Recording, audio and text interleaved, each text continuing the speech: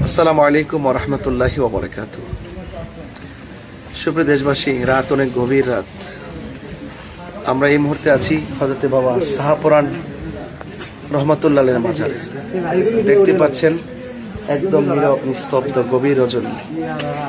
আল্লাহর লীলা কি সুমহান জায়গায় রিয়াজত করেছেন, শায়িত আছেন।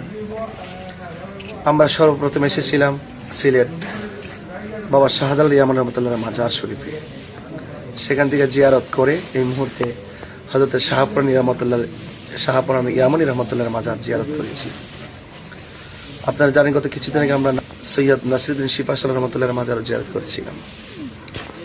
আসন্ন ত্রয়োদশ জাতীয় সংসদ নির্বাচনে হবিগঞ্জ 4 চৌরানবাগ মাধবপুর আসন থেকে বৃহত্তর সুন্নি জোটের পক্ষ থেকে মোমবাতি প্রতীকে আমাকে মনোনয়ন দেওয়া হয়েছে। আল্লাহ পাক যেন মানুষের কল্যাণে কাজ করার সুযোগ দান করে। দেশবাসী আমার জন্য দোয়া করবেন। আল্লাহ পাক যেন সার্বভৌমত্ব সুরক্ষায় সকল মানুষকে নিয়ে যেন দল মত ধর্ম বর্ণ নির্বিশেষে সম্প্রীতির মাধ্যমে নিজেকে মানুষের কল্যাণে উজাড় করে দিতে পারি। সবাই ভালো থাকুন। আসসালামু আলাইকুম ওয়া রাহমাতুল্লাহি ওয়া বারাকাতুহু।